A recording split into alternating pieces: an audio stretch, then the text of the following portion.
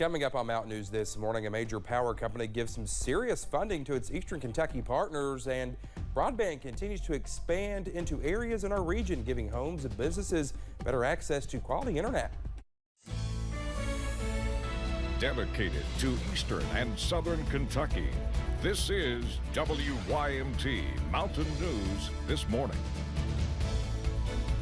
Good morning to you. It's 5:30 on this Tuesday morning. I'm Dakota Makris. Thanks so much for joining us. And if you're heading out the door this morning, going to school or work, well, you're going to take that umbrella or rain jacket, because I don't think that rain is letting up anytime soon, Brandon. Not in the eastern counties. In the western counties, yes, but it's going to be short-lived because we're going to see some more showers and storms potentially later this afternoon and this evening.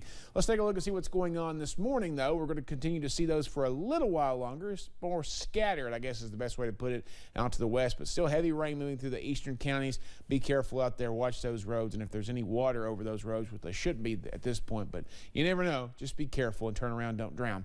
Temperatures in the 40s in Ashland, Wise, and Jonesville, 50s everywhere else this morning, including 57 in Irvin and Monticello. Winds are cranking out there this morning, 20 to 25, even 30-mile-an-hour wind gusts in some spots this morning, so be aware of that. Your 12-hour planner for today takes us up to 70. Sunrise at 7:14, sunset at 6:20. Dakota?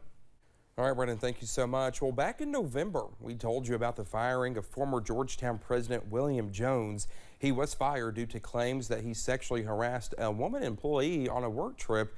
Now, the Lexington Herald-Leader reports that a second woman filed a lawsuit against Jones, claiming she was fired from her position at the school after coming forward about being sexually harassed by Jones back in 2016. And in Whitley County, state police say this man, Charles Darnham, is charged with kidnapping, unlawful transaction with a minor, sexual abuse, and fourth-degree assault. Troopers say he met an underage girl on Snapchat and took her to his house. After meeting her at the end of her street, police say he held her there for 2 days and wouldn't let her leave. Investigators say another girl was there as well, but it's not clear if he will face more charges related to her. Well, this search continues for a robbery suspect in southern Kentucky. State police in Rockcastle County are looking for Woodrow Lamb. Now, they say earlier this year, Lamb broke into a home and shot someone. Police say Lamb is dangerous. Police have arrested his girlfriend, Lindsay Ballou. She is now in the Rockcastle County Jail facing complicity to commit robbery charges. She will be back in court in about 1 week. Well, we have a major update in the world of horse racing, as Kentucky Derby winner Medina Spirit is disqualified months after his death, and trainer Bob Baffert faces suspensions and fines. The decision comes after the horse failed a drug test not long after the race last May, testing positive for betamethasone, an anti-inflammatory that is prohibited in Kentucky on race day.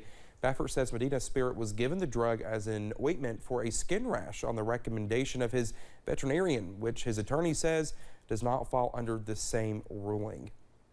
And federal regulators assessed a nearly $17,000 penalty against a company that shortened workers on overtime in western Kentucky.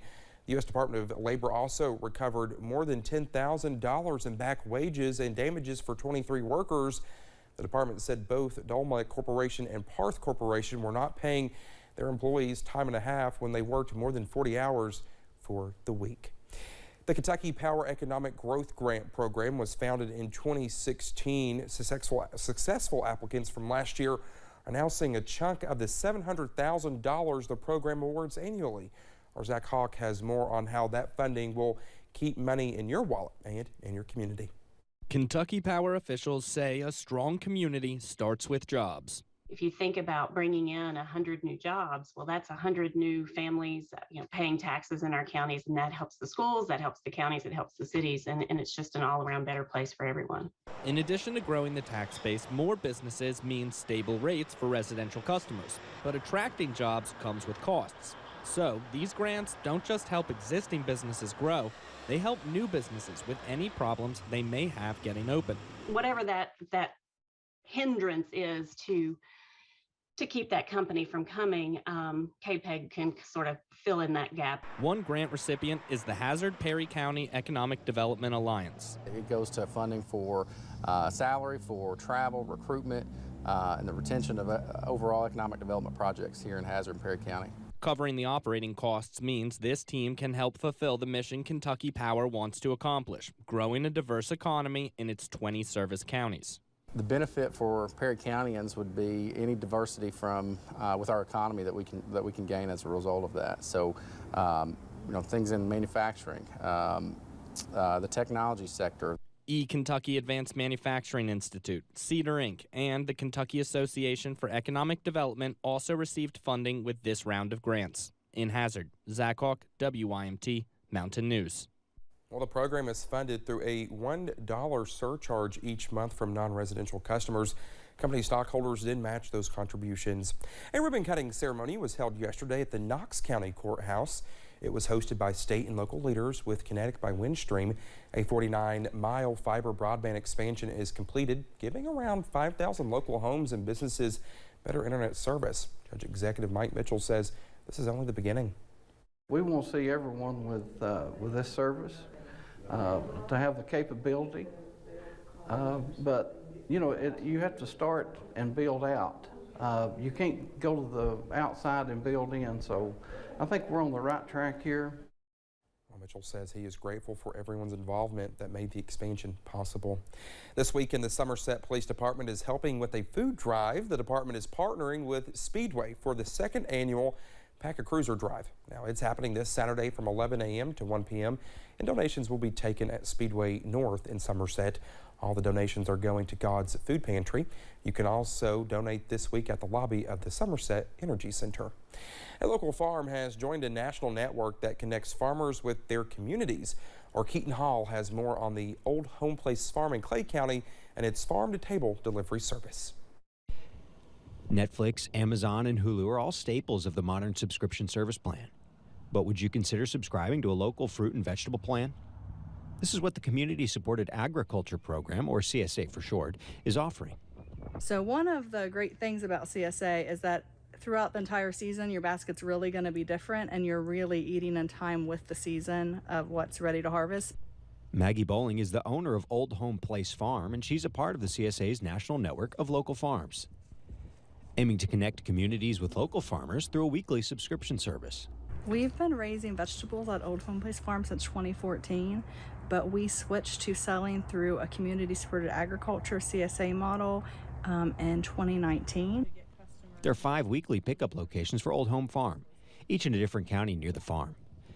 What's in the basket will often be a surprise, but there are a few trends to keep your eyes out for. But in early June, a typical basket would be strawberries, peas, lettuce, kale, greens, and some onions. And then when you get into July, you're going to have much more main season stuff. A regular basket in July is probably going to be tomatoes, zucchini, cucumbers, onions, and some greens. The service offers different tiers of subscription from single person up to large family portions. But Bowling says it's about more than selling vegetables. It's about building up a community. CSA is about a lot more than getting vegetables. I really think that everyone that's a CSA member of our farm really is part of a community. In Clay. Well, people can pick up these baskets in Clay, Leslie, Laurel, Perry, and Whitley counties. Those interested must be signed up by harvest time in May. Well, 3 sites in or partially in Kentucky saw more than 500,000 visitors in 2021. This Big South Fork National River and Recreational Area welcomes nearly 840,000 visitors in 2021. Cumberland Gap National Historical Park saw a nearly 11% uptick in visitation last year. Mammoth Cave National Park saw the biggest upswing in tourism, welcoming nearly 520,000 visitors in 2021. We just had this morning a famous singer wants to add best-selling author to her list of accomplishments. We'll tell you all about the project she's working on in just a few minutes. Some strong storms could be in the forecast later this afternoon for some areas, especially our neighbors to the west. I'll track them out for you in about 3 minutes.